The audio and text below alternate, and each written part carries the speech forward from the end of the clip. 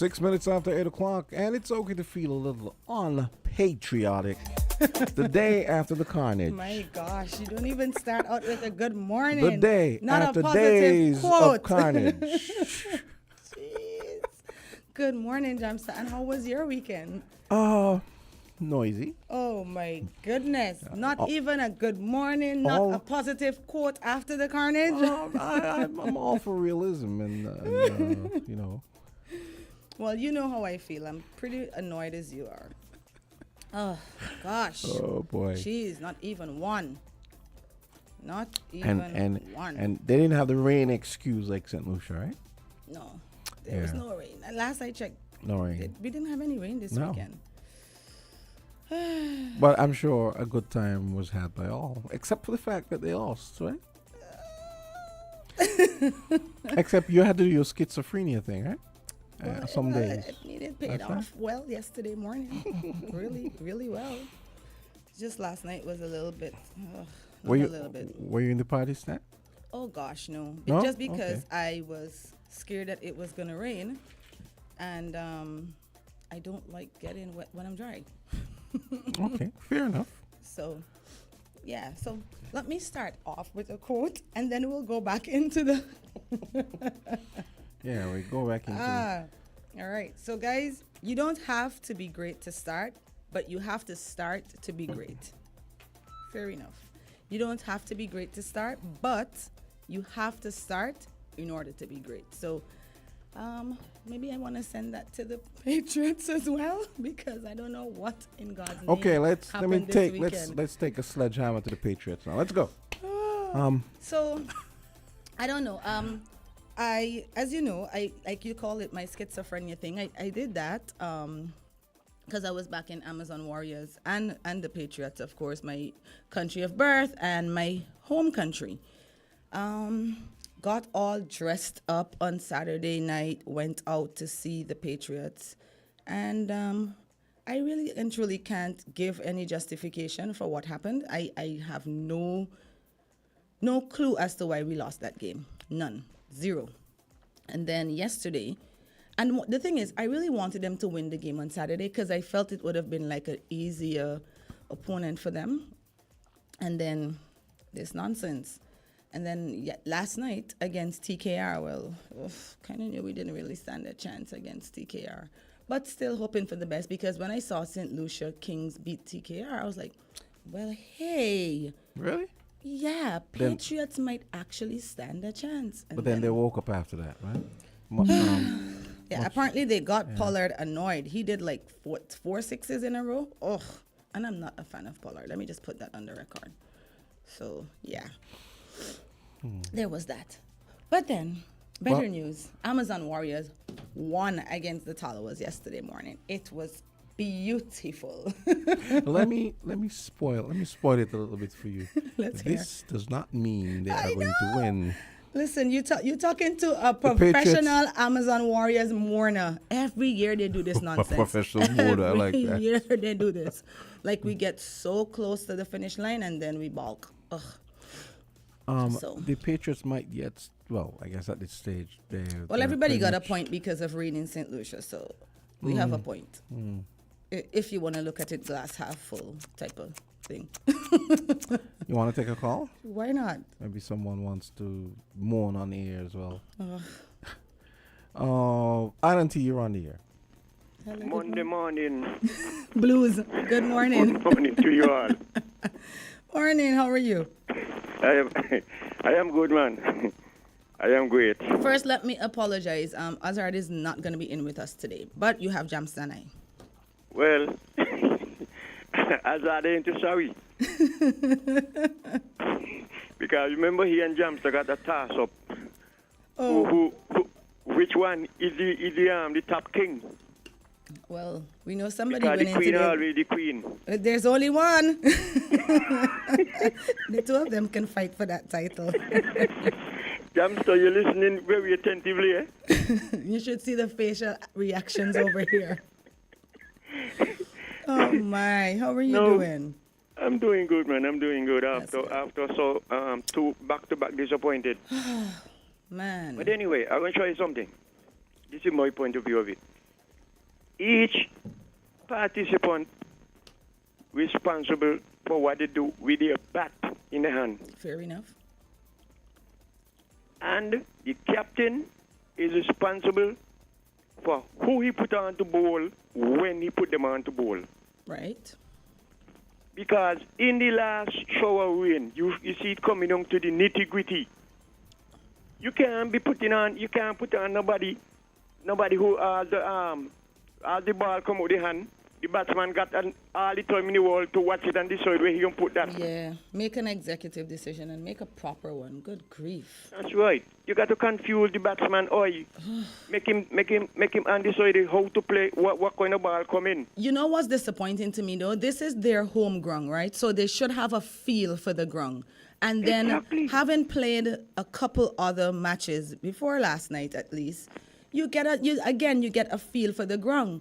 And you've seen the other players, so you should know their technique by now. For the love of everything holy. You hear that? They should know their technique by now. Man. It's not like, it should be like boxing. Smart boxers, what they do, they look at the videotape of their next opponent. I think Saturday night was the worst for me. We made 198. Yeah. We had no reason to lose. None. I don't understand. No reason. And then some people nonsense. Sorry, go ahead. No. Some people might call and say, hey, culture wrong with that. But I'm going to show you something. When somebody know their salary is sure, they don't care what happened after that. Because they know the salary is sure, whether they work or they ain't work. Or if they work and the work is not satisfactory, they know the salary is sure. That's one. And number two, the real patriot of anybody is where your neighbor string cut. Because you're going to tell me they're representing St. Kitts Nevis. Man, put out your all in all. But take you your see, elbow, make foot. It's funny that you say that because I don't agree with that point. And I actually got into an argument with a guy at the stadium for that. Because as you know, I don't know if you know all the members of the team. I know a few of them. And Shafin Rutherford is one, but he's Guyanese by birth. But you see, the whole concept of CPL is to play players from different teams and different countries so that we get a mixture and people get a feel of each other. And so on the team, they would have had Guyanese, they would have had Afghanis, they would have had, Bajans, all different nationalities. And the guy made a comment saying, I guess Shafin Rutherford not going to play well when he's playing against Amazon Warriors because he's Guyanese. And that really annoyed me because I'm like, why would you say that? So are you saying that the Bajans are not going to play well when they play against Barbados? And are you saying the same thing for the Trinidadians? Because why make a silly comment like that?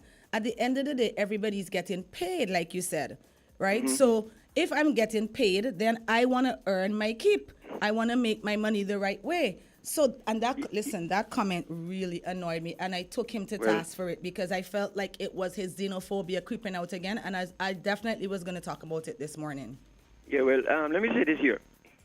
If everybody could lay down home and don't go work, some wouldn't feel good about that and some will feel good about it. All of us. And you know who would not feel good about that? Those who have a conscience. They want to work honestly by the sweat of their brow, let they eat bread. And I'm saying it again, You know why a lot of people, when they die, their relative to bring them back home to the Barney land? Some of them requested, when I dead, carry me back where I born. That is why I base what I said on that. Because a real patriot, they don't forget where they born. Doesn't matter how much you love a country, they don't forget. I am a patriot of America because I am a citizen of that. But when it comes to certain things, St. Kitts got the edge over them. You see, because exactly. they're born here. So time that's and my place, point of right? view, Time and place. Yeah. But thank you for sharing that. And I don't know. We only could strive for a point. But we can't strive for being victorious at the games them again. We don't last that. So I don't even know what was wrong with the team this year, man. I don't know. 197? And then they're going to stay there, play around Mickey Mouse bat and ball. Yeah, it was pretty disappointing. And again, when you run in one and you get through with one, you look at the bowler, how close he is to the ball, because when you throw the ball, it's coming back faster than you running between the wickets. So there's a possibility you could get run out. Man. Watch the ball, once you feel how close you be to the ball before you double back. Fearlessness, man. Anyway, it don't happen. Wait. And I hope they learn the lesson well. Culture, before you go, share share the meme with him. It sounds like something he would come up with, actually. Culture, right? The meme I just sent you. Let me see. 3 things that doesn't send your pressure up: sugar, salt, and the sink. It's Nevis Patriots. I swear to God. I swear. No? It's like I got such a nasty headache last night. Drink water. Boy. Big up to Randy. Randy said I don't know if it was the Heat or the Patriots last night, but something gave me a terrible headache. Well, the Heat make it bad enough, and then the lose contribute to that. Just make matters worse, right? We're going to send you to give them a pep talk. Boy. Thank you so much for your contribution. Yeah, okay, man. All the best. Have a good one today. Right, you too. Thank you. Oh Yeah, my so goodness. on a more let's not say sober, but on a less sporty note. What else is on your mind today? So I think teachers are back in school today, but not children. I think children go back on the 4th. Is it the 4th? 6th? Which is the first Monday. Well, It would be the around 4th. around the same, yeah. Because some Man, of come them on, would be. you have kids in school. Help me out here. She said, well, yeah, the 4th. The It's the 4th, yeah, 4th. the 4th. I don't know why I had the 6th. Oh, I know why I have the 6th. in Why? What's mind. happening on the 6th? I have a gig on the 6th. Oh that's my why. That's, I'm calling your wife after the show. yeah, I think, yeah, I have a gig on the 6th. That's what it is. That's why that, yeah. Okay. Okay. Well, welcome back for teachers. I guess they had kind of like the longest holiday of everyone. So welcome back. I wanted to talk about the hair guidelines that's going to be effective as of September. That's like, what, 2 days away? What day is today? Yeah, maybe 2-3 days away. 28. Yeah, So I think there are like nine points. But I wanted to touch base on the rationale. And it says the hair guidelines are established to prevent any potential discrimination related to hair and hairstyles. The guidelines are aimed to help school leaders foster an inclusive educational environment while ensuring that students' access to education is not limited. The goal of the new hair guidelines for students is to create an inclusive and respectful environment that promotes diversity and self-expression in line with school standards. Okay. The guidelines emphasize comfort, cleanliness, and neatness. They safeguard against discrimination while maintaining safety and a professional appearance. They aim to reduce feelings of insecurity and support students' mental health and well-being. Wow. So one of the guidelines are students shall maintain neat and clean hair. Students shall maintain neat and clean hair at all times. 2, traditional haircuts, natural locks, afros, and cornrows are permitted for male and female students. Hairstyles must not obscure the normal view of other students. Natural hair, for example, afros or hairstyles for religious reasons or medical requirements. Medical requirements? I can't even think of an example like that. Must be managed to prevent visual obstructions. Haircut designs are restricted to 2 straight lines only. Each line should not exceed 10 centimeters. That's 4 inches in length. Extensions are permitted for female students only for safety purposes. Extensions. Explain that. Explain the safety I purposes. can't understand it either. Safety purposes. Maybe if they have like a medical condition, like, alopecia or something like that. That's my interpretation. That's the closest I could come. Okay, because For safety purposes, extensions should not fall below the shoulders, especially in lap spaces. Agreed. Buns should not be wider than 10 centimeters. That's 4 inches. Extensions should match the natural hair color. Students in nurseries and preschools are not allowed to wear hair extensions or rubber bands. Agreed. Unnatural hair color, wigs, and weaves are not allowed. However, if a female student is suffering from any proven medical condition that causes hair loss, alopecia, scalp infections, lupus, cancer, etc., the student will be allowed to wear a wig. Fair enough. For safety reasons, students in preschools to grade 2 are not allowed to wear beads. Agreed. Males are not allowed to wear beads. If a female student in grade 3 or higher intends to wear beads, they must be securely positioned to prevent contact with the eyes. All hair accessories, including ponytails, bows, and ribbons, should match the uniform color. Eyebrow markings, well, I did not even realize this fell on the hair. Eyebrow markings or lines and eyelash extensions are not allowed. Hallelujah. Male students are encouraged to groom their facial hair, sideburns, and beards. Students must remove excess facial hair. Students are required to follow all safety guidelines for specialized rooms such as science labs, industrial shops, home economic centers, etc. Well, that was a mouthful. Yeah, but the good thing is I'm glad that they're not allowing extensions because... And, you know, one of the things I think should have been a guideline, honestly, number 10, should have been... the way you keep the locks. No. What? Something that said, maybe even number 1, something that said that it's the school's mission or the education department's mission to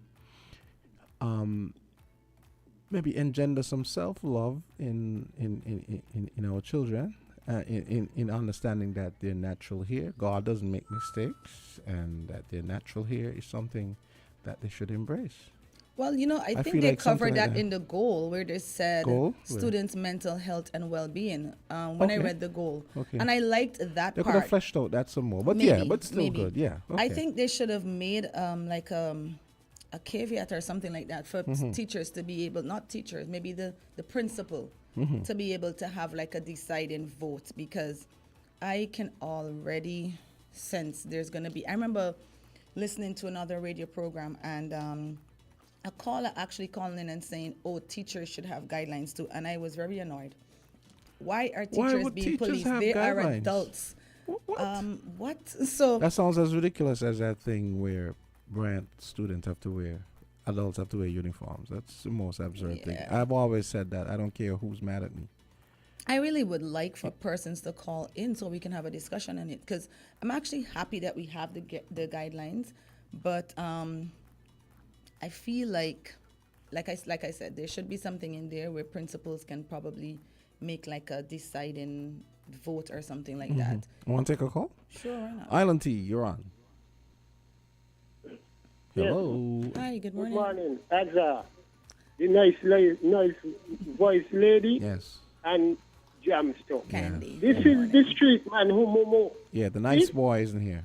The elder days I was just talking before me, you all, especially you, Candice, should have watched me when you were young. Every Labor Day when I was a little boy in Warner Park, representing culture.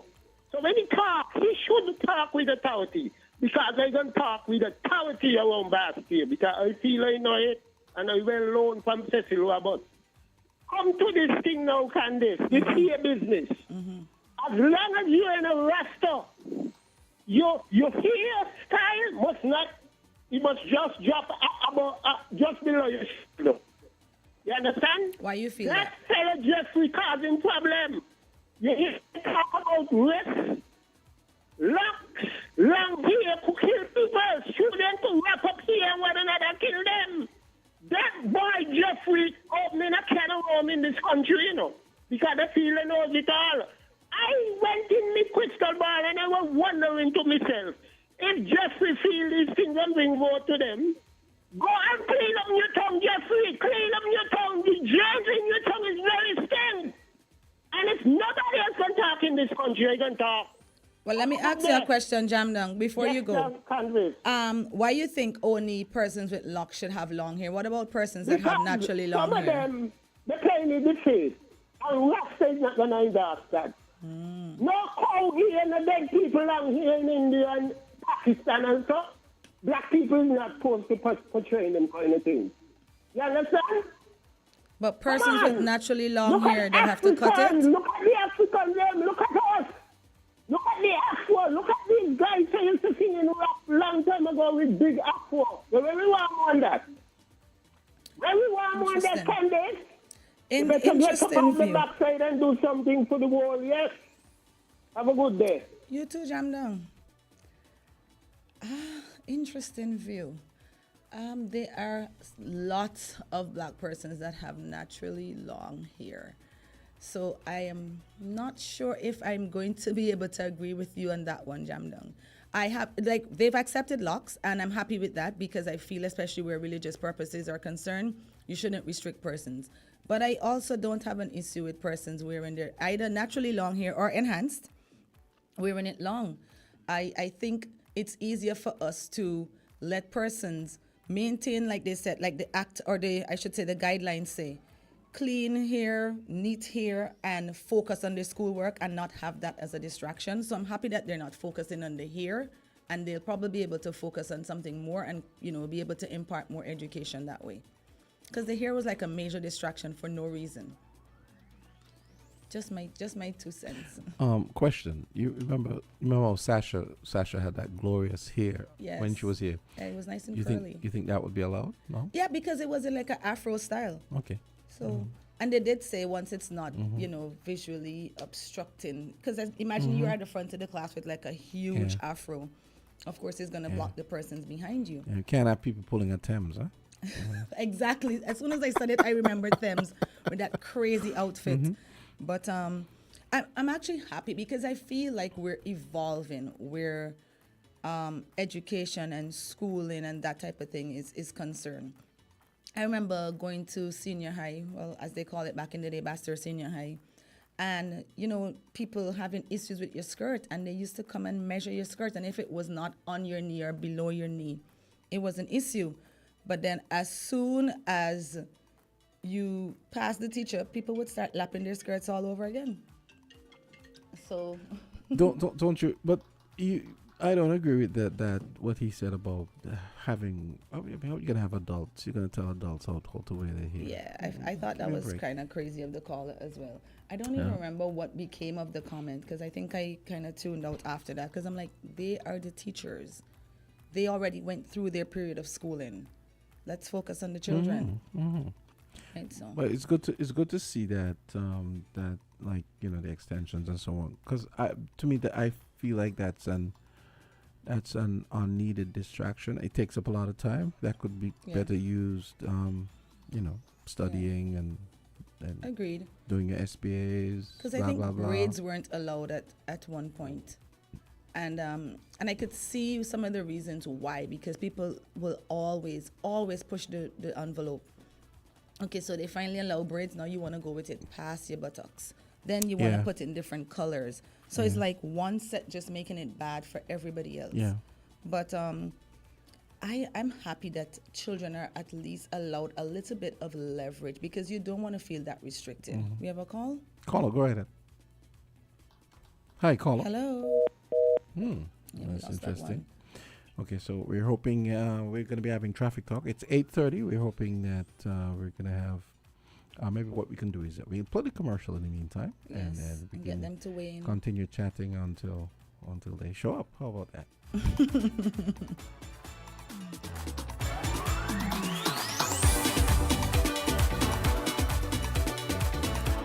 WINN is 98.9.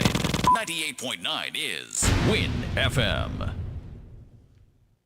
When it comes to the important things in life, your health, your education, your choice of a life partner, and of course your insurance provider, only the best will do. Caribbean Alliance Insurance is the only insurance company in the Eastern Caribbean with an A excellent rating. We have a robust 3-tier reinsurance strategy that protects our policyholders from multiple catastrophes, even if they occur in quick succession. We spread our risks over 18 territories, ensuring minimal impact to individual territories when a disaster strikes. We provide an excellent claims experience. Claim settlement is usually between 24 to 48 hours. Our A excellent rating means that you are more secure with us. Contact us for motor, property, marine, public liability, employer's liability, and other policies. DeLeo Walwyn, people you can trust. Local agent for Caribbean Alliance Insurance. Tomorrow secured.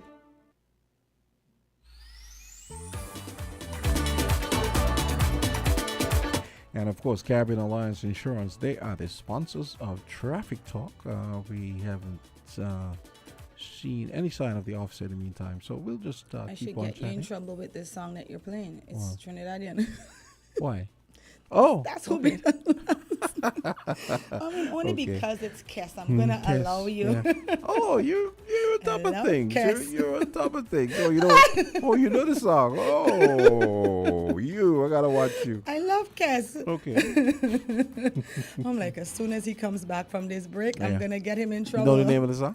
Dingole? Is it the Dingole? For Spike. For Spike. Whatever. But Yeah, listen, all I know is the Kes, words. Kes, yeah. You know, I probably would have Googled Dingole Kes and then the that name probably come would have up. come up. You know, I've never seen them live. Yeah. That's what happens. What's with going on with you? They No, were right here last music no, festival. No, I didn't get to go to Thursday night, but that's the problem. I remember I told you about this before. That's what happens when you're a DJ a lot of the time. It's like when all these things are going on, someone decides they want Have you a to party. I remember, listen, Steel Pulse has been here. Well, the first time they were here I was a kid, but Steel Pulse has been here. Yeah, they came back. And I've never seen them live. And I love me some Steel Pulse. Never seen Third. Well, no, I saw Third World live once. So yeah, I did. But yeah, Wow. yeah. I feel so sorry for you. Kes. I am And I'm such a totally huge in love with Yes, Kes. I'm such a huge Kes fan. I've never seen them live. I really wanted to meet him this time. Well, actually, no, not this time. When he came for Cooler Fete. And I remember being in the park because, I do events and somebody wanted their booth decorated with backdrops and balloons and all kinds of stuff. And he was supposed to be on stage rehearsing. So I'm kind of like trying to delay so he would come. But then he came for rehearsal and he was late and he was not in the best of moods. I was like, I'm going to meet him another time. Because his astrological sign is Pisces. I'm Pisces as well. I'm like, Pisces, moody, yeah, I'm not doing that. I know how that can turn out. So I just hightailed it out of the park. You believe in that stuff? There are a little bit of similarities. I like following them just to like test it if it's like really true. Like they'll be like, because moody could be applied Capricorns to. are, mostly leaders, and then I will go through and look to see like all the leaders that I know and what their sign is. I know, for instance, Dougie's Capricorn, and so is Mark. So They're both Capricorn. might be something to that. Yeah. So I don't know. I don't believe in it like what's 100%. Capricorn? Late December, early January. So I have a mom. I have a sister that's December Capricorn, and my mom is January Capricorn. So, Okay. oh, nice. The cops are here. Oh, they're here. The traffic police are here. Okay. I heard the bird tweet. So I did hear it. okay. So let me just put the theme song on, and then I'll go out and have her nicely escorted. And we got Traffic Talk on deck, folks. 8:35. We're coming right back. Be careful on the road. Don't make it an episode.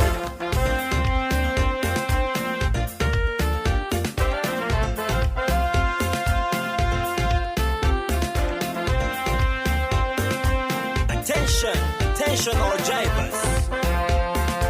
I'm begging you to slow it down, down.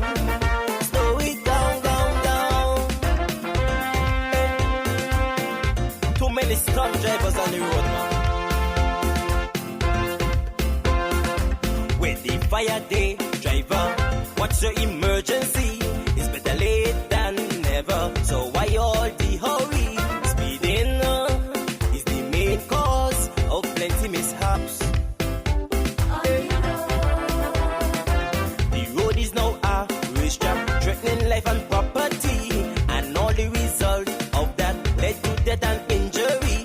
Inconsiderate driving, this nonsense need to stop.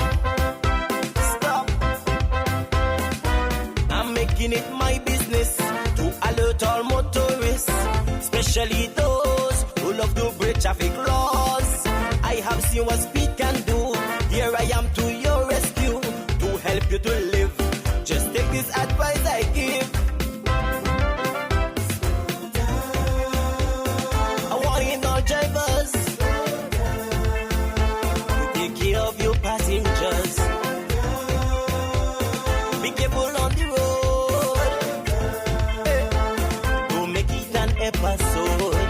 How much more tragedy we have to endure. It's 8:37. Reality. And it's time for Traffic Talk, brought to you by Caribbean Alliance Insurance. And we've got the inspector. And we apologize for having you standing outside in the rain. Is it raining? Snow and sleet. You're a mess. It's hail as well. Yeah. We've only had that phenomenon once. What's up, officer? Good morning, Inspector. How are you today? Good morning. Apart from being hot, It's okay. really hot. I can feel your pain. Yesterday was miserable. Is it the same today? Because I kind of came early, so. Yeah. So, All right. So tell us, what are we discussing today? Today we will be discussing ensuring your safety when driving. Nice. All right. So take it away. It's all yours. We as drivers are to ensure that our vehicle is equipped with some of the top safety features, and this can make a difference when driving on the road and can help to prevent accidents and incidents and reduce damage and injuries. First of all, we must understand our dashboard. We as drivers must first understand the dashboard have a number of symbols to recognize.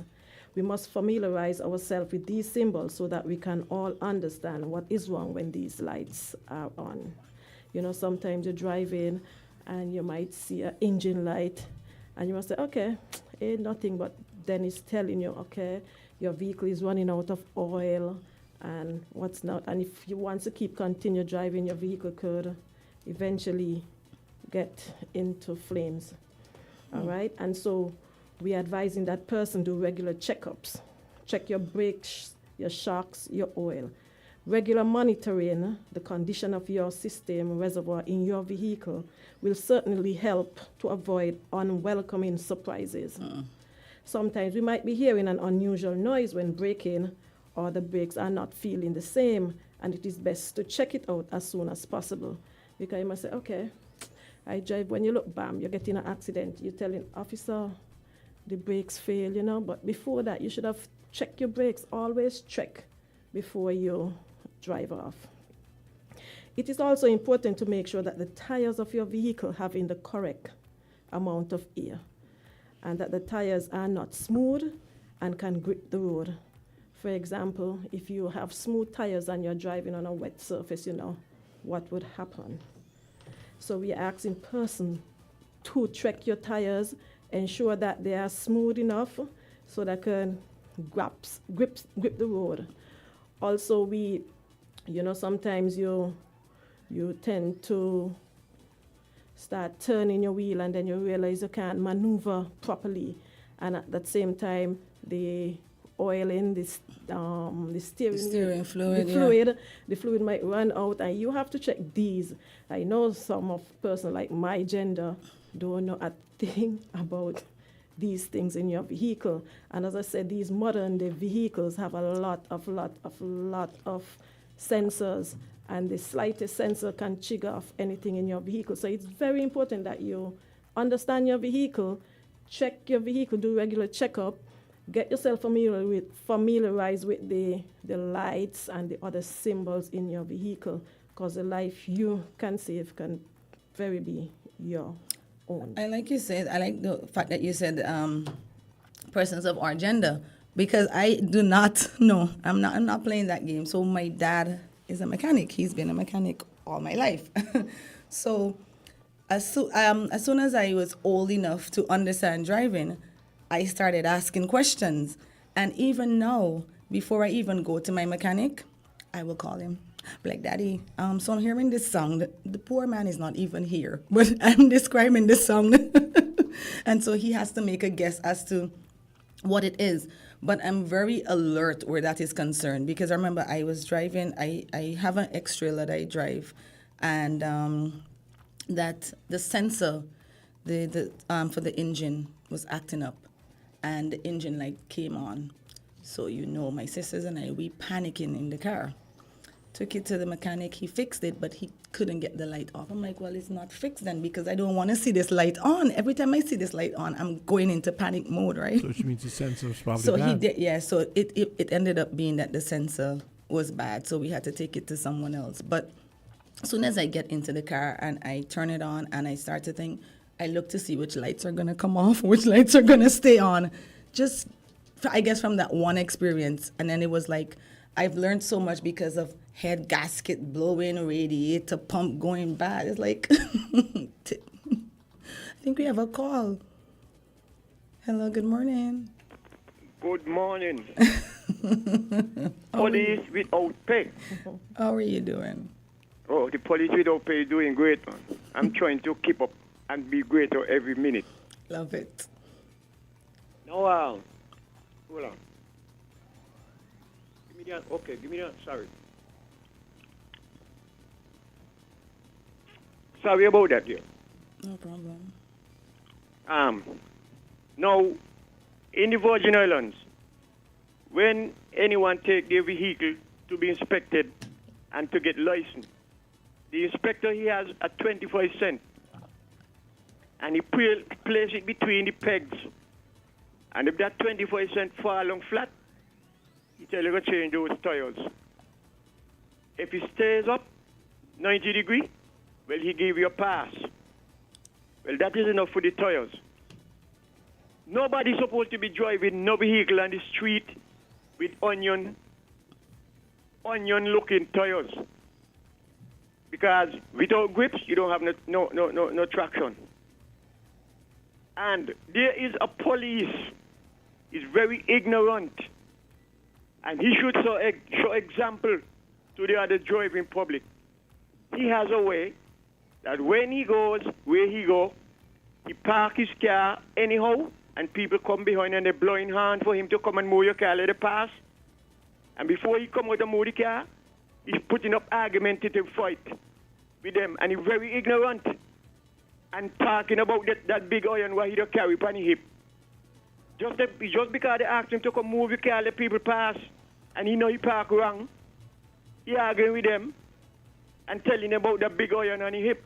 Now, some years ago, not too long, he was under the influence of too much alcohol in his system, and he get in accident with a vehicle that was parked. And the owner for the parked vehicle come out and want to know what's going on, and he's showing them fight, and the man drunk like a fish. As a policeman, he ain't supposed to be like that. He's supposed to be out there showing example on the road. So I want the police, the chief of police, to look into the police force and all them vagabonds who's supposed to be enforcing the law and breaking the law, throw them out to the police force. Can't afford to have them kind of people in there. Anyway, thanks for listening. Thank you for your call. You all are PW. Oh, sorry. Yeah. Oh, my. Thank you so much for your call. One of the things I wanted to mention, which I thought was very timely, is the fact that that when tires are insufficiently inflated, it actually impacts your fuel economy. Mm-hmm. Yeah, it's true. So it's true. Yeah, that's another thing that motorists need to know. But that tire comment is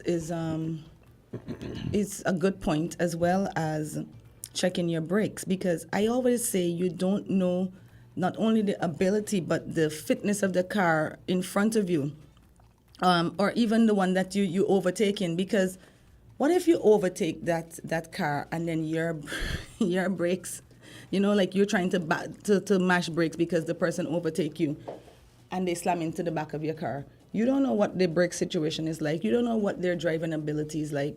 And every time I see somebody speeding, I'm like, you don't even know what you're getting into. All right, so I think this is a very good topic this morning. Check the fitness of your vehicle. Check your dashboard. Learn your vehicle. You just never know what's happening with the person that's behind the wheel, that's either in front of you or behind you. In fact, I wonder if many people, especially people who buy new vehicles, the vehicle comes with an owner's manual, a user manual. It would be a good idea if most people just sat down and read the manual from cover to cover, and well, I'll read a quick start. Usually I'm guilty, right? So usually now manuals, even for you buy a TV, you'll have like a quick start guide. You know? So you read YouTube, at least, or YouTube, exactly. I definitely cheated with that because when I got my manual, I was like, excuse me, do you see the size of this manual? Let me just Google this or go to YouTube. Because I thought this was a timely topic that you brought up, so it made me think of the manual thing actually. Because, like you said, sometimes these new vehicles, you go in and you see the dashboard, and it's akin to flying a plane when you see the amount of stuff, right? When I traveled recently, a friend of mine took my vehicle. Now, so I take my vehicle to TDC to get it serviced, right?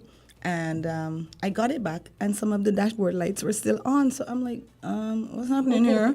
If I took it to get serviced, these lights supposed to be off.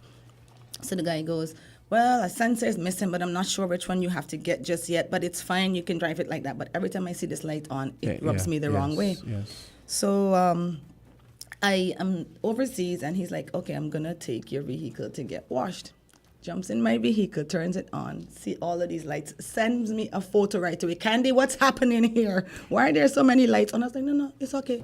The TDC guy says it's fine, just drive it. You do realize we can add that as a fourth meme on that high blood pressure thing that we had this morning. Let me tell you. Tell her about it. So what's Are you a cricket fan? Let me see. She might not. Okay, I'll show her. We'll tell you afterwards. We have a caller. call? Go ahead. Yeah. Hello. Good morning. Hello. Hi. Hey. What elder culture just talk about there? We got some serious breakdown in the police force. And I will sanction it and tell the commissioner he got to look inside the force and correct these things, especially to make the traffic look good. Now, Ms. Fritz, question to you. What's in place with a certain officer like Barbelin, one of them guys, to just going around and checking tires? Because what he was saying is the gospel truth, and it'll cause serious accidents and lives. No, Miss Phipps, I believe, I'll be on the road more than I, And so why the see shuffles doing? I don't want to know how some of them get license cannot park. They cannot park, especially up on 4th Street, where, the main traffic scrabbling for passage. When I say passage, like, you're going up 4th Street, you ain't got much space. The road is a bit small, it's 2 vehicles on both sides. So something definitely wrong, and I applaud into you, Miss Webb, to go energize to deal with things like these. The parking and the tires. It's terrible. It's terrible. Culture ain't working. Saying that it's 2 wheels. But what he's saying is the truth. Now, this is a man who rides pedal bikes for years, so he's privy to a lot of things when it comes to traffic. Have a good day. Thank you so much for your call. I actually like that coin test idea. I've never heard of it, but I definitely like it. I think I'm going to test it out myself. Like the one that Culture just called about with the 25 cents. Yeah. Kind of reminds me of that thing that I remember Williams used to do at boys' school. You'd stick a pencil in your hair, and if the pencil doesn't come out, you get licks because your hair needs cutting. Or your hair needs combing or something. Pencil has to come out perfectly. Good grief. Yeah. So, do you want to make any comments in relation to the calls? To the last caller, we always check for tires. Every time you see the officers out doing their VCP, we always will check for tires, anything to do with traffic violations. Also, there is an offense if a person is not parked as close as possibly to the left, he could be ticketed as well. And also to that last caller, you can also have a conversation with the commissioner. Just go and make an appointment. He would not turn you down. He will listen. So you have a lot of I might not say issues, but good thoughts, you can share them with him. Okay, He will nice. accept you. Somebody sent me a message. It doesn't have anything to do with our topic today, but I guess it's pertinent. Ask her if you're going to Kim Collins Highway and driving from the bypass, from the bypass road, which lane should you take to go around the roundabout? So you're going to Kim Collins Highway and you're driving from the bypass. Which lane should you take to go around the roundabout? Which direction they That's what I asked. So they haven't responded as yet, but I think we covered this when Sophie was here the last time. The right one is if you're going back to where you came from. And the outer one if you're going straight. I think we covered that, but they haven't responded. But I think that answers the question. Yeah, I see a lot of people getting confused with the merge one that comes out of Connery. Yeah, a lot of persons getting confused with that merge lane, but. With that lane at Connery, once you are entering the Kim Collins, you must give way to traffic on your right. So once you're on the merge and you reach the joining point there, the dotted lines in the road, you have to stop, give way to traffic on your right. If nothing is coming, then you proceed safely. Okay, we have 2 calls. Okay, caller. Okay, let's go on to the next one. Traffic Talk, you're on the air. Hi, good morning Hi, to good everyone. How are you all doing? Good, thanks. How are you? I'm fine. Officer, what I realize on the street as a driver is that, especially in the Free Bay area, you're going down this long area, the long road there by after you leave the second roundabout, going down there. Once you have an exit, an opening where you can turn right into. Many times I'm driving, I have to look into my rear mirror because by the time I'm turning, somebody already on me because they don't line up 3 or 4 cars and they're coming. They're coming. So my question to you as the police officer, is it right once there's an opening to turn right into?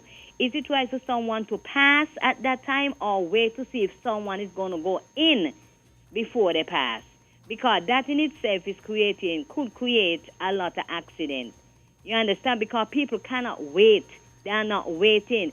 4 cars in front of you, you may not be able to see my indicator. And that's another problem I'm having on the street. Nobody using the indicators. They're just going and you staying there in the stop, waiting to see which direction they are going. When you look, they turn left and you're there waiting to go around the roundabout or to proceed out of the stop.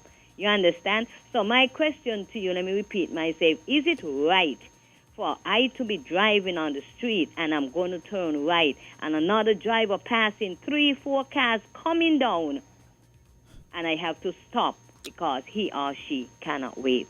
It's happening a lot on the streets and I think that you all should look into it because I always say on this radio, anybody hit me willfully, I don't know what's going to happen because if you don't plan to be a proper and decent driver on the street, don't be on the street because the life you save may be your very own. And too many accidents is happening in St. Kitts because of the careless drivers that we have on the street. Just wait. Going up there by Buckley's, the roundabout, when you come from under St. Kitts is nice. And they're coming from the eastern side, coming there, they are not stopping. You coming around the roundabout and they're just rolling out. They are not stopping. So I think I need to see traffic officers more on the street that we can curb these accidents. Because when you get into an accident, it costs money. So many people don't have insurance, and even they do, the insurance give you a hullabaloo before they could fix the vehicle. You understand, officer? I know you all can be all the places at one time, but I would like to see you all more often. Thank you. Thank you so much. Listen, she is absolutely correct. Absolutely. Especially that last example she gave by the Buckley's thing. I literally stopped on the roundabout. And you're not supposed to stop on the roundabout.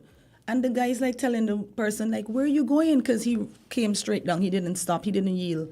He gave the person a fly off and some bad words. And I stop on the roundabout what's happening here? So she's absolutely correct.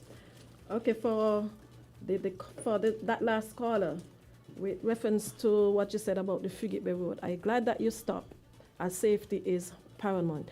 But the other driver, as we hear all the time, and we keep pounding, we keep speaking about driving with consideration of other road users. And if that driver passed 1, 2, 3, 4, and an officer sees him, he could be charged for reckless driving. Rightly so. You can't see ahead of you. Where are you going? My goodness. But maybe y'all need to recruit more persons, because like she said, you guys can't be everywhere. So, maybe you need to recruit more persons, because there definitely are some hot spots that will need officers there. It's just insane. And they take things for granted. But she's right. The life you save might be yours. What if when you overtake, you get into a head-on collision and then you flip?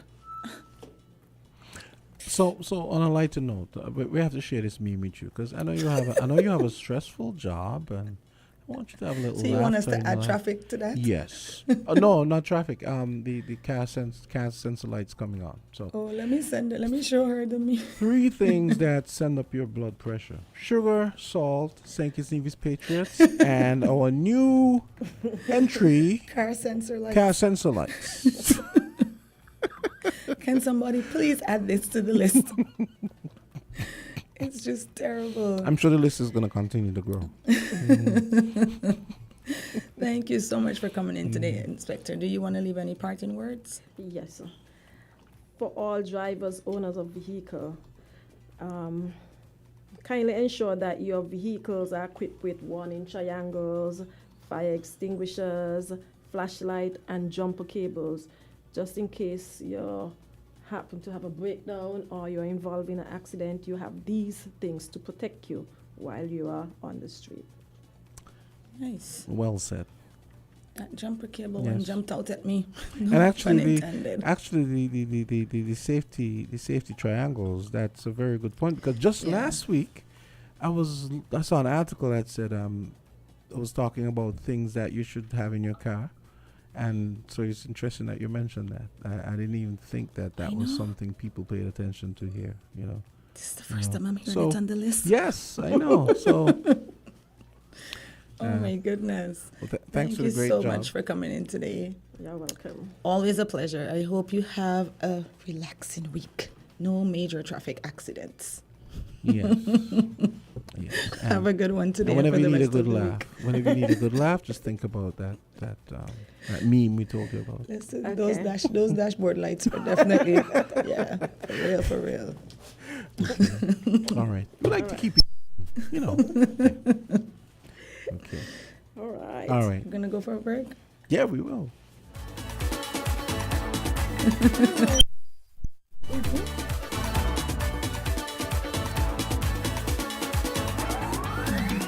When it comes to the important things in life, your health, your education, your choice of a life partner, and of course your insurance provider, only the best will do. Caribbean Alliance Insurance is the only insurance company in the Eastern Caribbean with an A excellent rating. We have a robust 3-tier reinsurance strategy that protects our policyholders from multiple catastrophes, even if they occur in quick succession. We spread our risks over 18 territories, ensuring minimal impact to individual territories when a disaster strikes. We provide an excellent claims experience. Claim settlement is usually between 24 to 48 hours. Our A excellent rating means that you are more secure with us. Contact us for motor, property, marine, public liability, employer's liability, and other policies.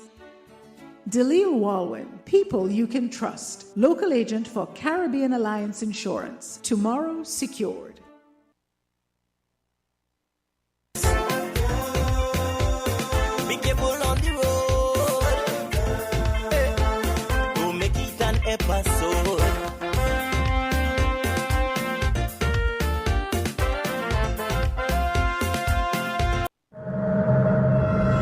Buildings damaged by an earthquake are dangerous. This is not the time for sightseeing. You could be in personal danger and your presence could hamper emergency responses. Also, stay away from areas prone to landslides, low-lying coastal areas, lakes and streams that lead to the ocean. Do not head for the coast until local authorities tell you that the danger of a tsunami has passed. Curiosity can kill. This message is sponsored by the Australian Government, AusAid, and produced by NEMA in collaboration with WINNFM.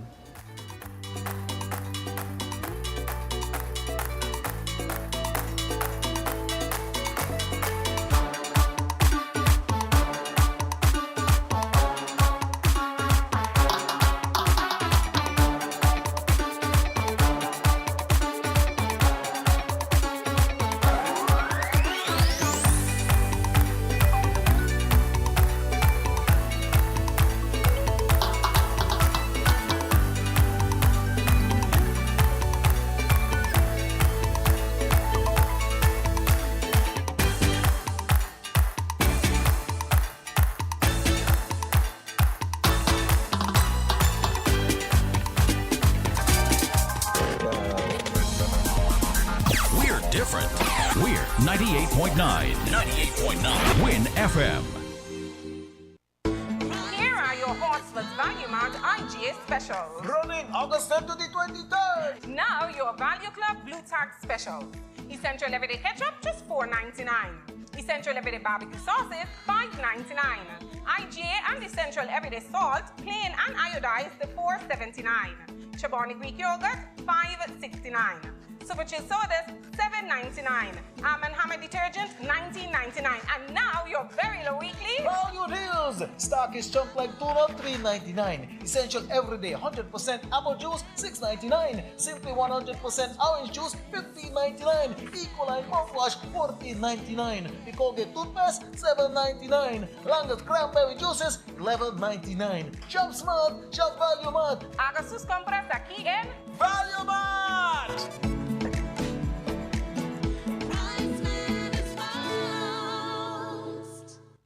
Watch the trail of the insect stop when you spread them with pop. Flying, crawling, insects are falling when you spread them with pop. Nothing comes close to pop. Pop, the number one brand. Serious, get pop. La la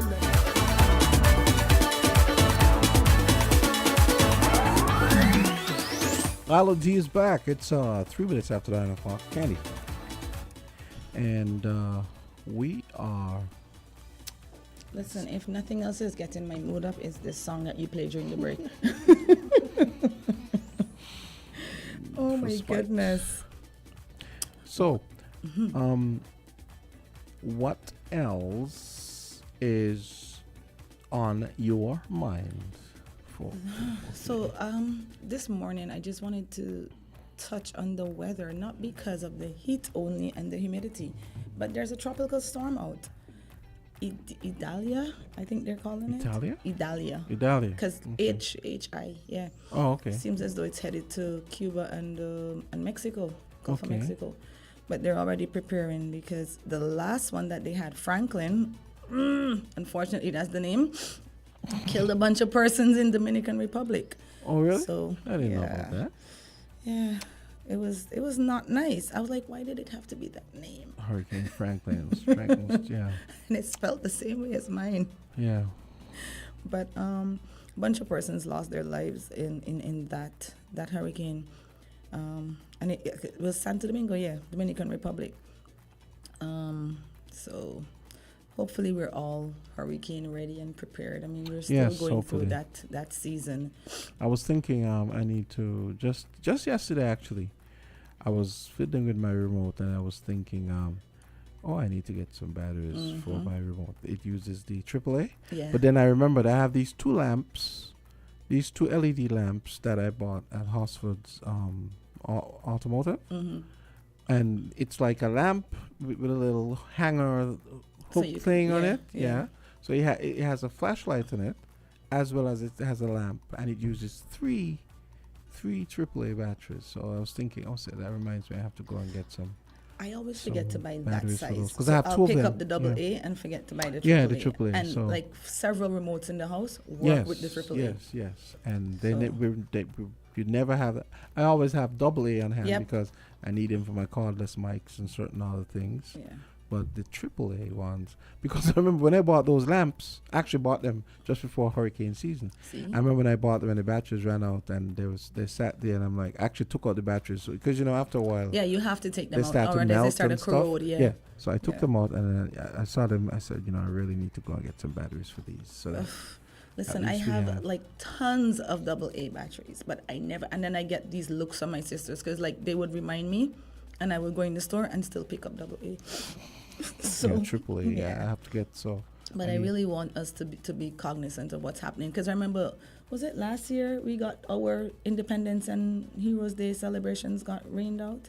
Yes. So, yes. yeah, we're definitely in hurricane season. So I've been monitoring the weather, much to my sister's annoyance, because like I go nuts when it's hurricane season. Like as soon as the season starts, I start lecturing. Make sure you put your documents in Ziplocs. This, Yes. that, and like they will just get annoyed. Like a storm not even announced yet. The thing is, they're always a place where we can find them. So which is good. The other thing, I need to get some batteries for like one or two of the boom boxes in the house. So if electricity goes, you can still listen to the radio. Stick batteries in, and you know what's going on. That's one of the reasons my mom refuses to cut off the house phone, right? Because like nobody uses it, and we're like, just disconnect the phone. She's like, no, hurricane, you need the landline. So it's actually a good point. So It's true. Yeah, but I don't know when last I heard that phone ring. I always give people the side eye who think that they're so they're so modern because they don't have a landline. I'm like, yeah, you really think that's a smart thing to do? Yeah. They were designed. My mom would be loving you right now. Yeah, they were designed to work when electricity is out. Yeah. And it's a very ingenious design when you think about it, because it actually basically uses that principle we used to do. It uses that physical principle where you remember in kindergarten you do the thing with the string and the cans. Oh, right. And you play telephone. You literally play telephone. And you actually hear. And the telephone is based on that principle. So it takes, even though it does take some power to run, it doesn't take a lot of power. Minimal. So when you have when we have disruptive storms and so on, usually the one thing that's going to work is your landline. It's the same argument for AM radio. Remember, a couple months back, we did that whole thing where they wanted to get rid of AM radio and just have like FM in the cars. But which leads me to another argument. Another question I was asking myself. Now I have my, my phone. I have a Pixel, and when I bought this, before that I had a series of garbage Chinese phones, right? Good grief. And the Chinese phones, I must say, they had a radio app on them, an actual tuner. Wow. So you plug in headphones, and the headphones would actually act as an antenna, so you can actually tune into a radio station and listen to a radio station the normal way, right? Didn't good old Nokia did that too? Yes, Nokia did that had too. That. So I was wondering, I was looking for a thing for my Pixel phone, and I realized then I found something. I said, oh no, Google, no, there's no tuner, because apparently Google decided that they weren't going to do it for whatever reason. And I remember asking myself, well, the Americans are so big on safety and having contingency plans and so on. I mean, what if there's some cataclysmic emergency in the U.S. where the internet goes down? I mean, shouldn't people have? Shouldn't you force people to do all sorts of other things? Listen, I am glad you said that, because just this weekend, my sisters and I were having a conversation about how America is becoming one of those countries that Donald Trump described. Remember the ones that couldn't make it, those third world countries, and the fancy word he used to describe us? Look at Maui, unfortunately, and there's still, I think 115 persons died, and they're still looking for persons from that cataclysmic fire. And this morning I was looking at the news, and they're showing you that some electrical wires fell and started small fires, and people are driving by on the road, small fires, and then it just kind of merged into one big fire, and now persons are left It's homeless. funny. and So I was right in alarms what never I went was off. right in what I was putting because I noticed.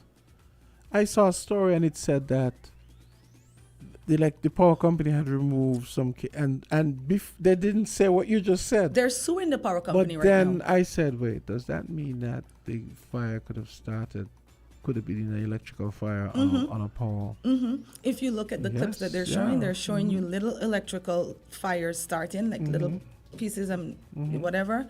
And then I guess, they just, of course, it's oxygen. It fuel the fire, and the fire just merged into one big thing where there are persons out of house and home. Do you know that's a lot. You know how many that 335 missing? Yeah. And they're probably dead.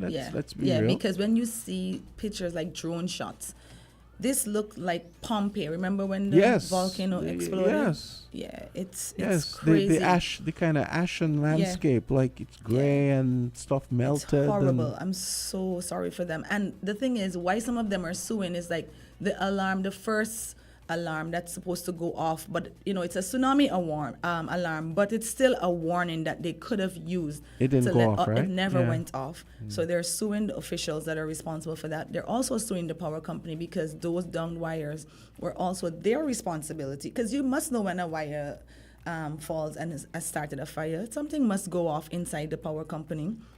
And then, yesterday one of my sisters sent a photo to the chat. She's like, look at the color of the water coming out of the tap. And they love to talk about third world countries, So, yeah, they're slowly getting there. And every time something like that happens, I go, we're not so far apart now, are we? Because I feel like he contributed to the demise, That's just my opinion. Yes. But, yeah. And then you see, like, he had his nice mug shot recently, so just goes to show you. But that's the one part I like about their system. The I don't even want to say checks and balances, but Like the you're being emergency held responsible for the nonsense that you've done, right? But imagine, he got booked and yeah.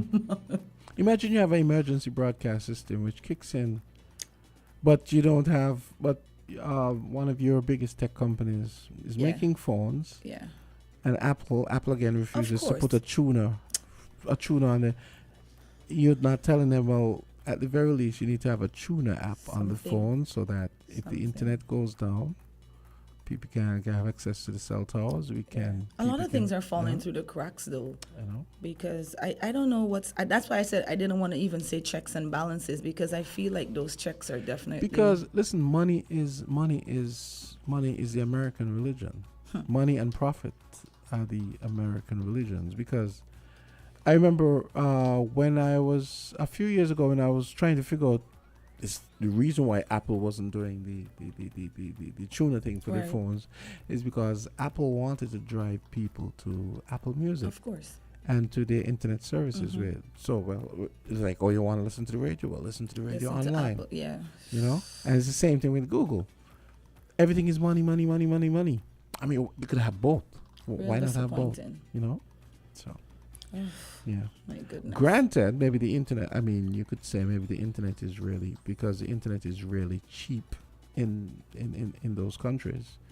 You could argue that maybe they feel like that, but I still think from a safety standpoint, because if you have the emergency broadcast system where you could be home watching Billions and something goes wrong and they're just going to interrupt everything and tell you this is an emergency broadcast. You need to head to a shelter or whatever. Something. Right? Something.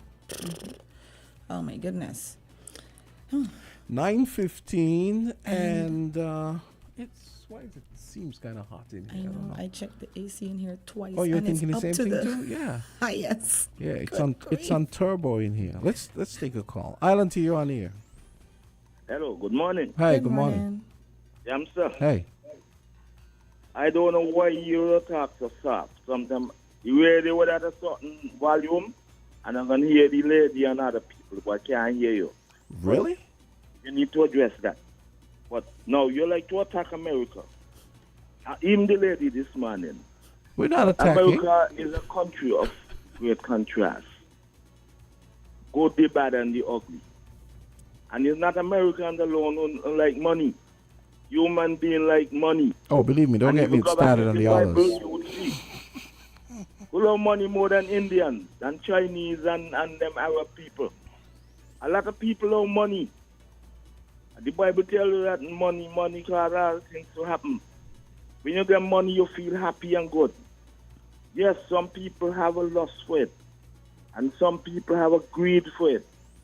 So they'll do things that are unimaginable to get money. But money, everybody wants money, and Americans alone, just human nature. So I want you to remember that. I got a couple other things to say, but let it for now. Okay. Have a good day. Okay, you have a great day too. Thank you. Yeah, that's my friend from Challengers. Ah. Okay. Well, I didn't realize I was attacking them. I was just drawing reference to show how close we are.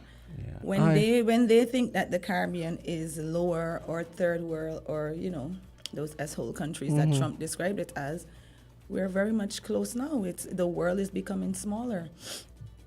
So, but you know, to each his own interpretation. One of the things I wanted to touch on was an article I was looking at. It says, PM Drew provides overview of prioritized capital projects being pursued by the government.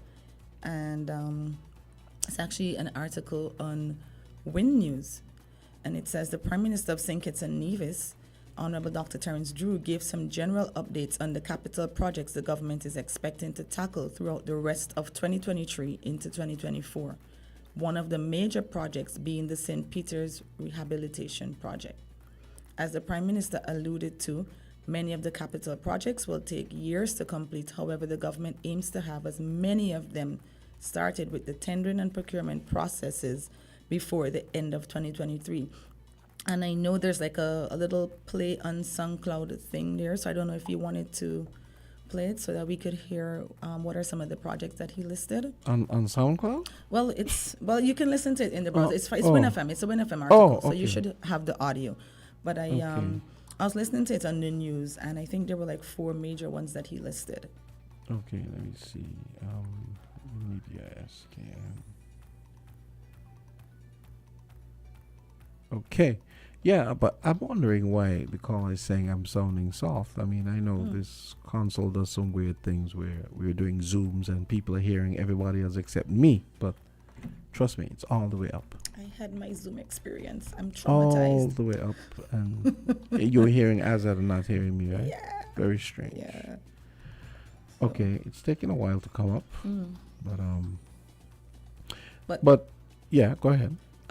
Do you remember any of the I think the hospital was one, the Spaster High School was one.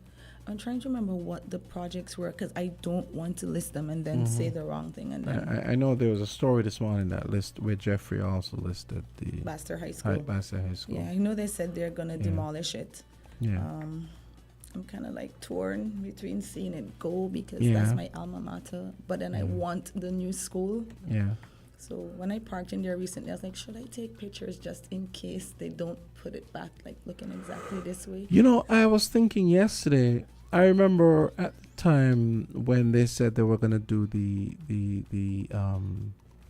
when they said they were going to do the 400 meter track, right? Do another one.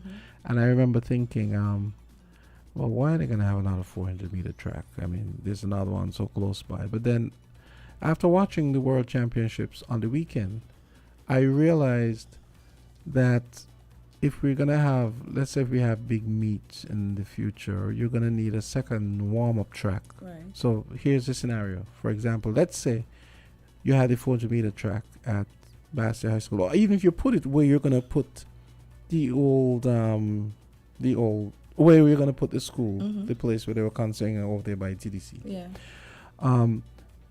Idea being, if athletes, say you had a big character and the athletes wanted a place to warm up, or you wanted to have even two facilities where they can train and warm up and so on. So let's say it was there, you can just shuttle them. Back and so they warm up, you just shuttle them up for their meet.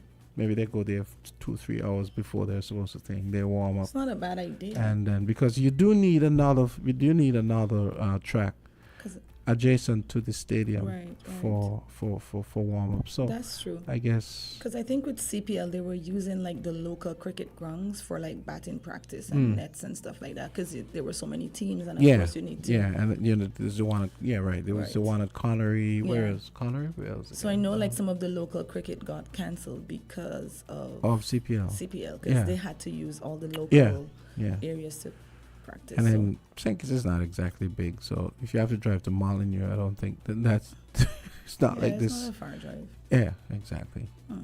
We like say, oh, so far. Nowhere is far in St. Kitts. Yeah, exactly. Just drive safely to get there. Exactly. So, so back to the capital projects. I mean, let's just hope. I mean, the school. How long has this school thing been going on? Don't even start me up on that. It's about 10 years now, right? Almost. I feel like everybody's been using it as a Political football. Yeah. And in the meantime, it's the youth and the school and everybody else suffering. Yes. It needs to become an educational facility and stop being a political football. An educational facility that actually is up and running. Yes. That actually exists. It works. Yes, agreed. No You want to take a arguments call? there. Sure. Island T, you're on the air. Yes, Johnson Hey. Megan. Yeah. Young lady, you don't know your name. What is your name? My name is Candisie Franklin. Candy. Candy for short. Okay, you have a singer's name, Candy Statham.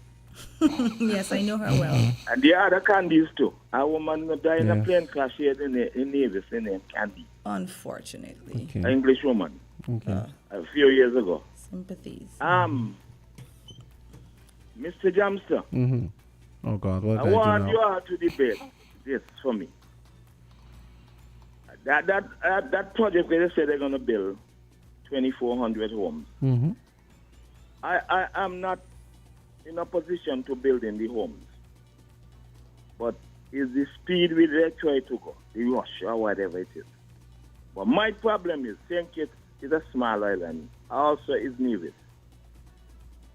Every production you want to do, you must involve a number of factors, right? Land, labor, and money. And it? Agreed. So where you gonna get these land from? You just mentioned something about another track. When you're in a small island, you're grossly limited, you know. You're grossly limited. No, they have some very small countries like Andorra and I forget the other one, or Monaco. They could go in France and do things, or Spain, that they don't have a lot of land. But I'll say all of this to say, we need to stop build houses the way we do. We need to go up second stories for a normal dwelling. You only partition the length of the house into a 1 or 2 or 3 bedroom. And you build some other multi-stories. I'm not saying go up as a skyscraper. I'm talking about maybe 3-4 stories when you're doing an apartment. Those are for rental. Some people never want to build a house or buy a house. And this is a serious thing because they say they want to, and especially this government now saying they want to feed ourselves. They want to cut back on the amount of import in food. So they want to produce the food locally. Where's the land? You do realize... Just give me another 2 minutes. Mm-hmm. When the sugar industry was there, they would have to had a certain number of acres to produce the amount of cane to able to produce the amount of sugar they wanted. And then they start to take up the land. And then you start to get a downward trend. No wonder that's one of the reasons why they had to go to sugar production. Because it's a labor-intensive business and also you need a lot of land. Now, over in Africa, Uganda and them, they start to plant cane plenty. Even South Africa. They got land, they got water too, because sugar industry takes a lot of water. But an industry takes a lot of water, whatever it is, bottling company, purified water, concrete mix, electronics, they got to set up cooling systems and so forth. So I'm saying all of that to say we need to preserve our land. I went to Britain that time, and I was surprised to see the amount of land they got all over the place. They build their houses up, just like I was just saying, and they got a lot of land in reserve. And Britain and them going on for hundreds and hundreds of years. So the Europeans, them are smart. So we need to look at that. Stop spread out horizontally and come with a different kind of thing and don't talk about that's not our culture. It's a matter of preservation and sustaination. I can't find the word. Sustaining ourselves. We can come to land and other things. Because we want land for many, many things. And be small. I don't know if they plan to try and station and pull it to St. Kitts. So, anyway, have a good day. Yes, actually, I don't know. You do know that that's something I've been advocating for a while now. That the housing plan should include a mix of multi-story and single-story dwellings, because obviously we don't have a lot of land, and especially let's say in urban areas. We certainly should be making use of the sky. So yeah, I'm with you on that. Island, you're on here. Yes. Good morning. Hey. Yeah. I'm actually in agreement with that caller in terms of how we use our land. Okay. Even current Bastia High School, I'm hearing rebuilding the Bastia High School. But that is prime real estate smack in the center of Bastia. Even before we build in the Bastia High School, which I agree, I said, well, rebuilding would not be my option, to be quite honest.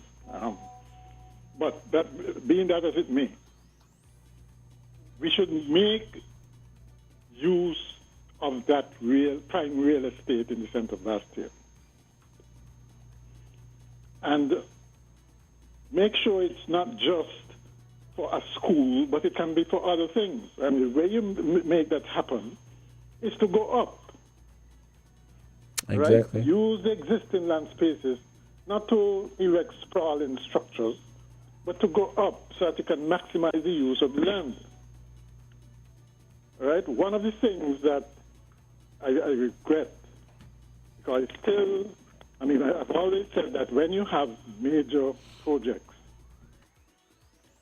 as many people should, the final decision on what to do should have come after consultation with as many stakeholders and planners and architects and engineers, etc., as possible, so that you arrive at the best possible solutions to whatever the problems might be. Okay? This picking people, the procurement exercise, even the planning should be out for procurement. Solicit ideas from different engineers and architects and so on and planners on what to do with the land that we have. Or solve, by extension, solve any problem that we have. Okay? This thing of just picking and choosing people to do particular projects, we should do away with that and contract out, procure, follow the procurement procedures, because they are multi-million-dollar projects, and we want the best possible value for the money. And you don't get that by just hand-picking people. Okay? Solicit ideas and so on. So, in this particular case with the Bastia High School, it should not just be a Bastia High School. It should be some kind of parking lot or parking garage, not parking lot. Again, that would not be a good use of space. But a parking garage to ease the congestion in Bastia and help with whenever there are events at the stadium. Okay? And also the school auditorium, I assume there will be one because the old Bastia High School at least had one. You can't go back. should be a major cultural center like how the old Basti High School auditorium used to be. Okay? Bigger, better, be able to accommodate more different types of events. Okay? Make it a multi-purpose thing, not just a school. All right? There is the land space to do all of that if it is planned and designed and planned properly. Right? And I'm yet to see them put out like procurement or tendering for just the plans alone. All right? Not even to start building the school. We're talking about planning what to do with that major piece of real estate. And why I said I didn't think that, I think I probably might have told you about the fact that building a state-of-the-art high school going to demand state-of-the-art resources, not only in terms of building, but in operating. Yes. And we don't want to go back to differentials in our education system where you have some schools are better resourced than others. We had that a very long time ago where everybody thought that the Basti High School was the best high school on the island, and everybody tried to get their kids there. It will be and it's extended to teachers. You know, everybody wanted to teach there. We don't want to go back to that because we've reached a point where we have some kind of egalitarian system in our high schools. Where pretty much all the high schools are the same. You know, nobody is fighting to get into a particular one, you know, like it used to be. And we don't want to go back there. And we risk that with the new Basti High School. I felt that we should invest the money in a state-of-the-art college that the whole country can benefit from. Use the existing college to be another high school in the Basti area. It is an upgrade from the existing facilities anyhow, okay? And then use whatever supplementary money left over to upgrade all the high schools to the same level. We don't want to go back to a situation where you have differentials in high schools. I think it would be backward thinking to do that. Well, because you can bet your life, you know, you build a state-of-the-art Basti High School now, it's going to take years to build a state-of-the-art Sandy Point High School, a state-of-the-art Keon High School, state-of-the-art Sadler's High School again. If you see what I mean. You're going to be taking decades. You see how long it's taking to get just even one, right? No, but having just one is problematic. If you are in the rural areas, for instance, and think it's fast becoming a place where you don't really have a rural area anymore in terms of standard of living and that sort of thing, okay?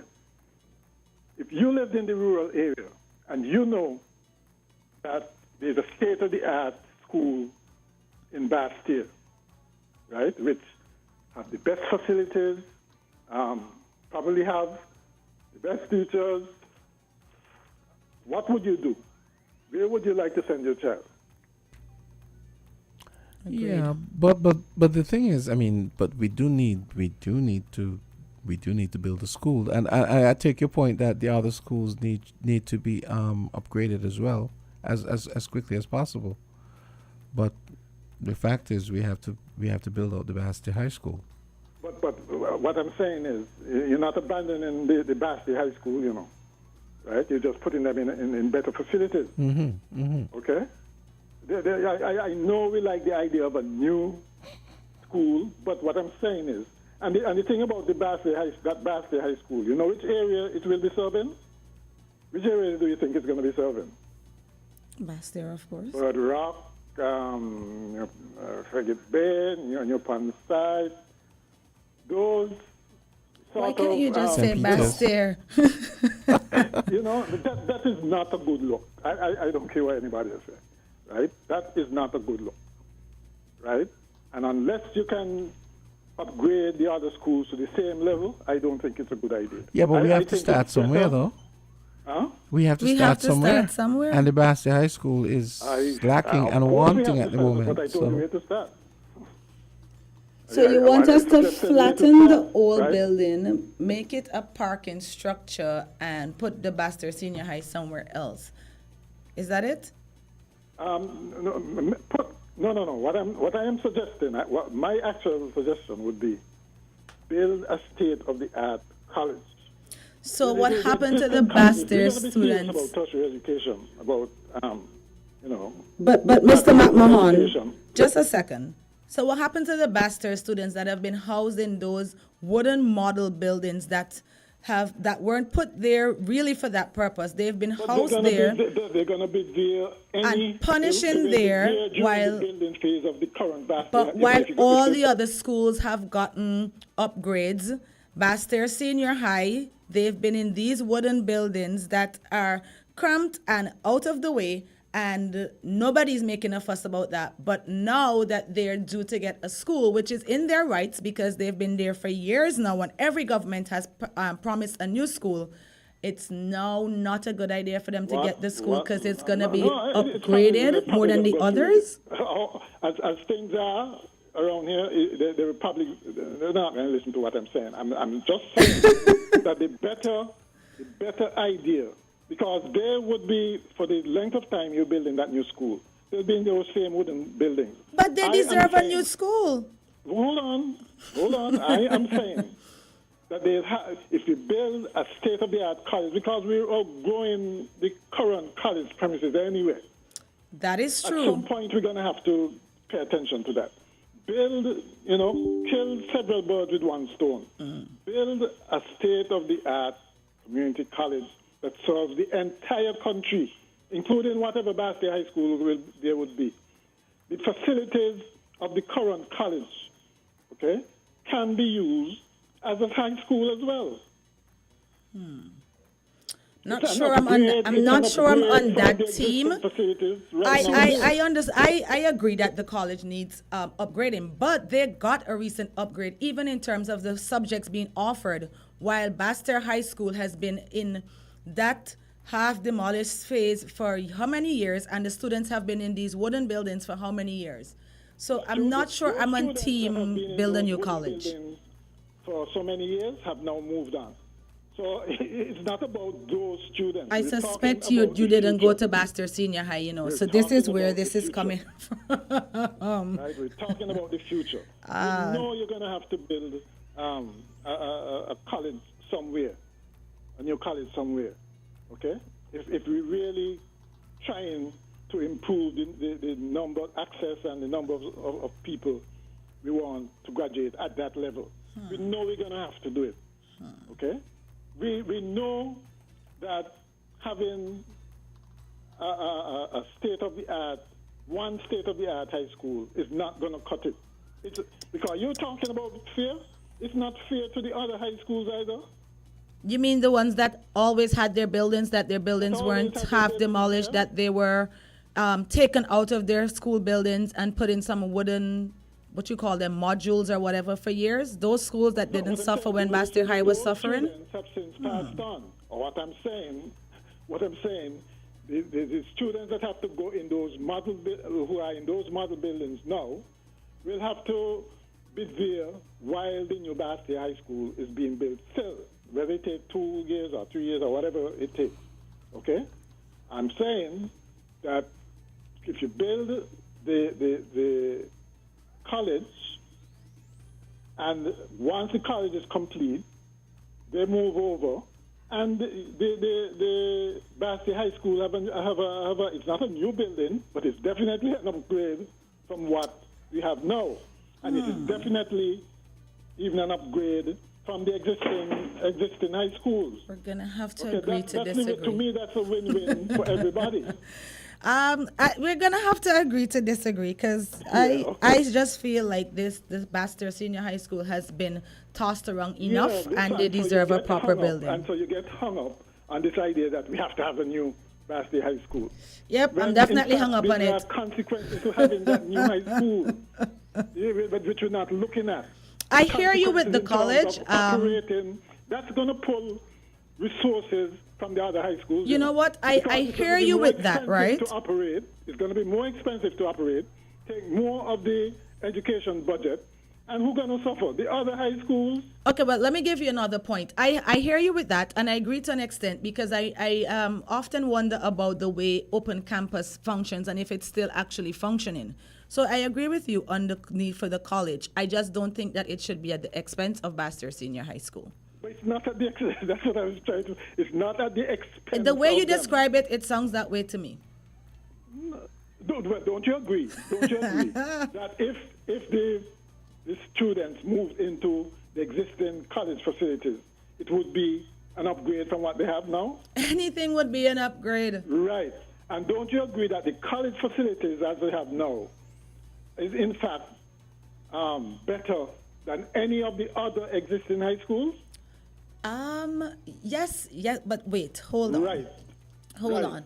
How many, for me to agree to them moving out of the college, I think I would want to see numbers because the amount of students that actually are interested in going to sixth form and actually go to sixth form now, is it that the school is inadequate to house that amount or you're just assuming? No, I'm not assuming. Right. Even when I was at the college, there was a realization that the facilities, yes, they were new and so on. The college had just been built. But they were going to get outdated pretty fast and outgrown pretty fast. Because at that time we were talking in terms of the region as a whole, increasing the number of people in tertiary education. I think we were behind in terms of the numbers. I think it might have been 10 or so percent of our population in tertiary, whereas the developed countries or other countries were in the region of more like 20, 30 and that kind of percent. So we realized in order to catch up, we had to do something. Okay? Yes, that was a start. But even back then, we realized that those facilities were inadequate for college, especially if the next level would have been a university. Okay? Okay.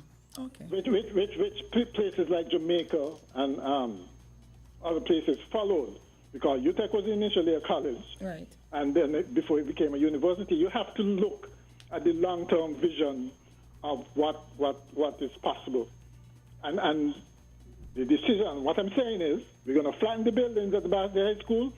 Whatever goes in that primary real estate should be multi-purpose, multifunctional, and not just a new Bastyr High School, and that's it. So basically worthwhile. Fair enough. Fair enough. Not right. Completely crossed over to your team, but thank you so much for your call. I'll work on you yet. By the time I'm done, you will be. Wow. Thank you so much for your contribution. But my problem is, where's this whole thing about using the college coming from all of a sudden, though? I mean, the school has to be built. I mean, I understand we can't have our cake and eat it. We're just gonna have to have our cake now and eat it later, as far as upgrading the other schools. Yeah, but bake the cake. Yeah, I like that. But I like his idea about, which is something I've been saying all along. It's a good idea because Trinidad has one, Jamaica has one. We are incredibly inefficient at space use in the Caribbean, especially on these small islands where land is at a premium. I've been begging for a tree-rise parking garage for years now. You know, like right where they have the parking lot behind the cable building. Yeah. Do you know what space? You know what space they can free up there? For example, let's say that southern block on the right when you go in where needlework and the home ec, Bastyr High School. Oh, senior high. If they went up 2-3 stories, and that whole area over there, like where woodwork and metalwork was, and the French room and all that, all those were 2 stories. Mm-hmm. You can. That's a lot of classrooms. 2 or 3, and like the technical labs and so on. Yeah. Right. Yeah. So, for example, Yeah, because if you go up right yes, there, the building and shouldn't. then across where they Yes. have where they You'd had free up a lot of space. tech drawing and art room and Yes. stuff like that. You can go up there as Exactly. well. I mean, and still it should use be- the field because right now. And it would free up more space for the field as well. I mean, I hope they would put bleachers along the Yeah. the northern side and so on. Those classroom blocks should be 3 stories at least. It shouldn't be because you have to make efficient. You end up with more parking. And I also hope they do that. I also hope that they redo that nice area, the nice leafy area that you drove up in with those fir Yes, trees and so on. I always like that. Across from the biology lab and the auditorium. Yeah. I hope they do something nice. We got 2 calls. Alan, you're on here. Hello. Yes, greetings, IT. Hi. Good morning. Everyone is good? Yes, man. How are you doing? Great. I hope. I'm good. This time. Once you no good, man. Awesome. Everything said. Okay, say we have a crisis. We just call it the nastiness crisis. Mm-hmm. The whole heap of littering. People just shut down things, just shut down things. I mean, shut down bush, because our bush should be on the ground. Yeah. And again, you get a wake up. Not about foreign things, yeah? Right. We let me start with the school. The state that the school, not the road. The road, if you watch the road, everything look okay, but when you enter the thing, nasty. And we see in our books, sprawl out, and you got two street people personally work there right now. One of them was a kid on the compound, the next one no, don't do that. Everything just there, most of the things just inside here in the state, just a nasty looking state. The thing that when the car, when you get trophy, hey, no, how we move, how we move so, like we don't know, like we are mad. No, they say everybody got a little mad streak in them, but me not feel like people who in decision-making position who have certain mad streak that is detrimental to other people. Not, them can deal with themselves how they want, but when they're in decision-making position, them mental faculty supposed to flex in a way where people benefit from them service, and the environment be as it ought to be. Right. Anyhow, let me come up with the school. We went to cricket yesterday. We got to take in the warm field up. We got to take in the ceiling up for the cricket. Mm-hmm. The congrats to the winner. The second match that is congrats to the Trinidad. Them play with more fire. Yeah, so and deserve to win. Yeah. Me not so much a sportman, so me not talking for the. But something that you said, fire, because I was wondering if that was one of the reasons Patriots wasn't performing was because they didn't want it. Like you really want something, you go out there with all that. Yes. Exactly. That's it. In every walks of life. Yeah. Yep. You have that fire. Yeah. Yeah, Michael Gary, this is something like what do you call it? Determination. Yeah. This is a win before you win. Exactly. Like you win before you even win. Yeah. Oh boy. You done do it already, so yeah, you just mash it up there now. Exactly. No, what we want to talk about is you see. No, the news on the ground. They might give me price, They might give me 200 US. It was on the ground. Nice. So, on the part there. And children, yes. Greetings, family. Let me open the gate. the whole prison come by me. But me gonna step on line because me want finish what me say. Right. No, we get to them and move on the street side. Come in, come me the phone.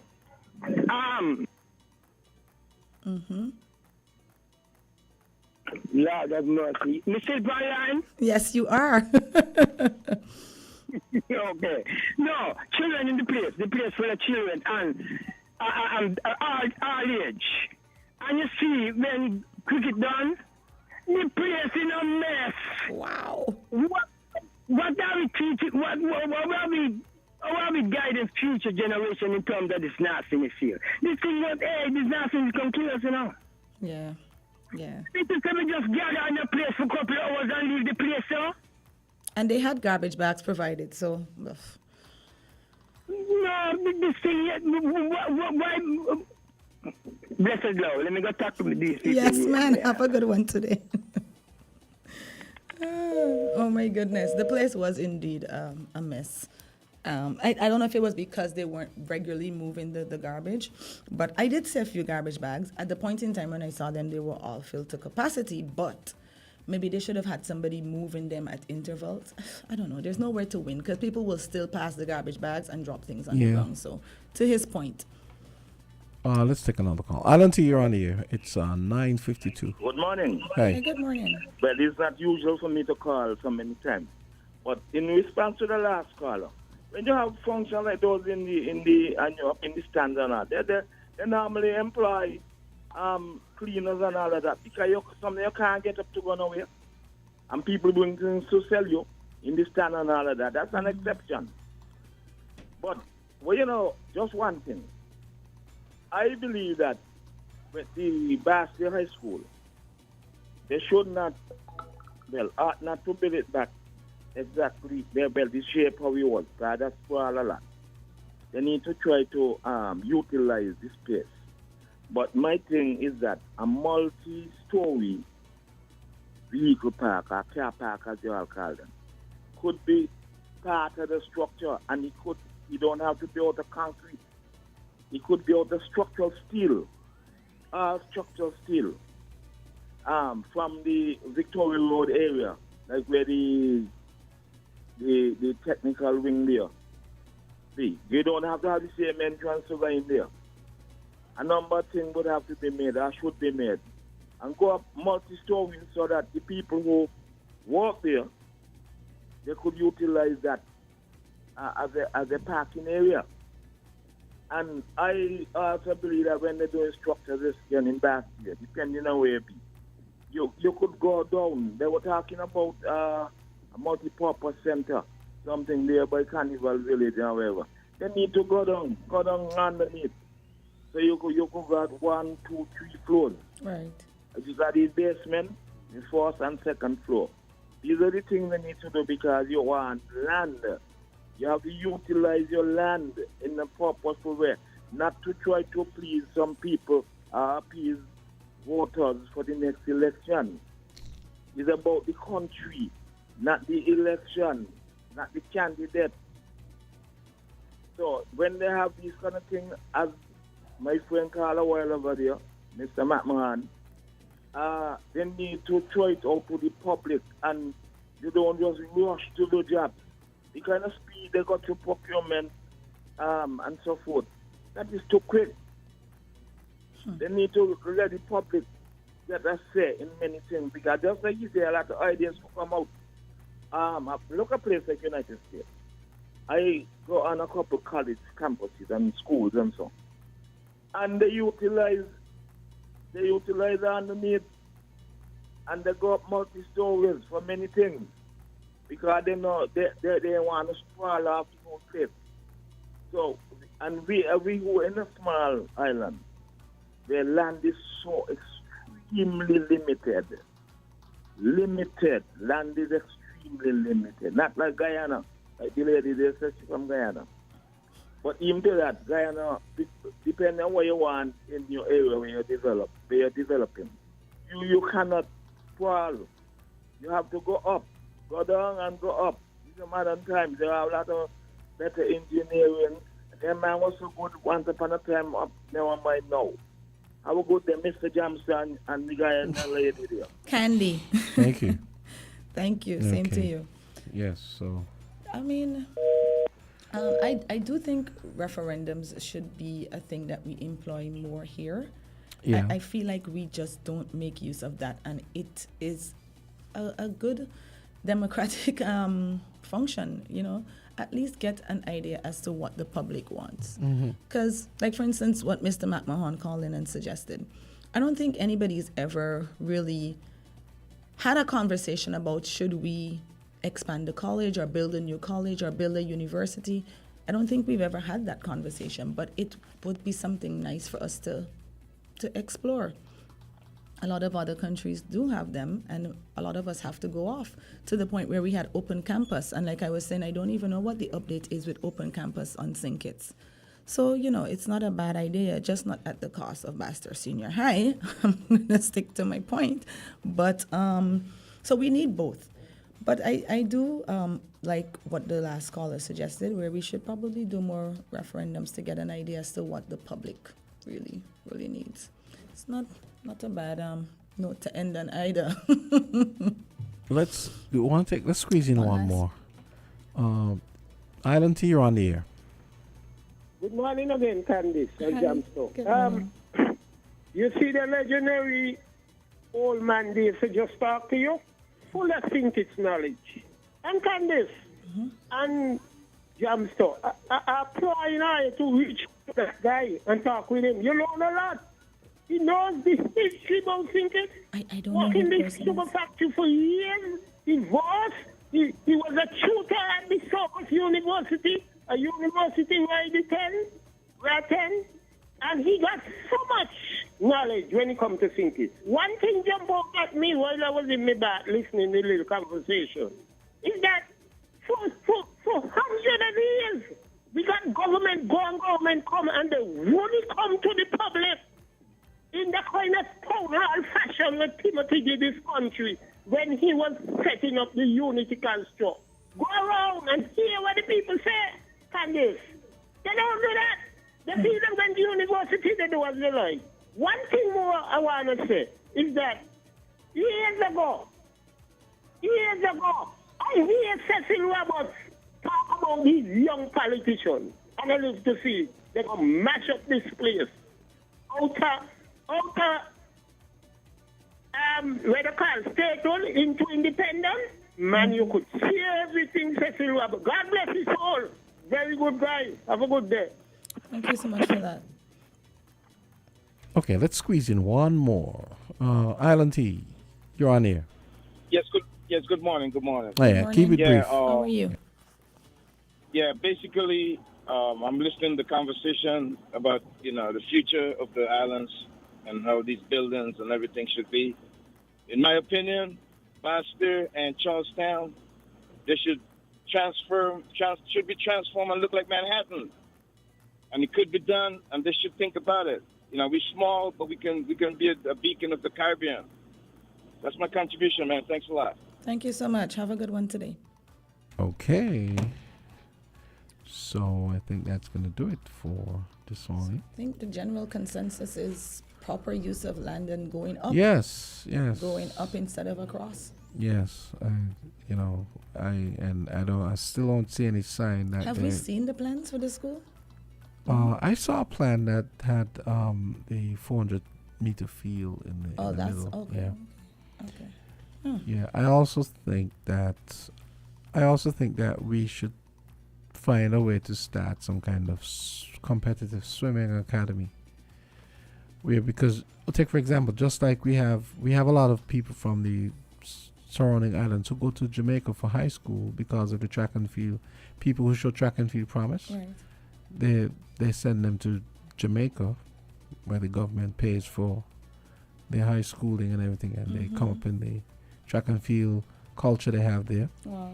Well, and Trinidad has produced a good amount of swimmers. Yeah, so I feel like that's one of the that's one of the let's say unique facilities, differentiating facilities that we need to maybe add to, not necessarily the school, but I feel like it's something that should be included in the, let's say, the educational and sporting infrastructure. If you're gonna, I mean, at one point I was saying, I don't think it makes sense. Remember, I was saying I didn't think it makes sense having the two 400-meter fields, but I understand now where it would come in handy. But I also think we need to find some place to have a swimming academy, an aquatic academy. Start swimming idea. And you can raise money.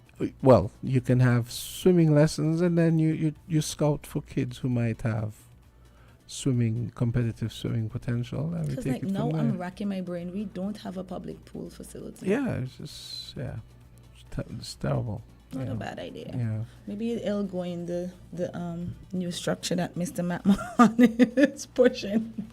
I'm going to sign off with that one. Have a good day, everyone. Thank you for tuning in to Island Tea. Great. And, I'll see you tomorrow. We'll see you here tomorrow. Okay. Okay, bye. Have a nice day. Be safe. Thank you. Same to you. Bye-bye.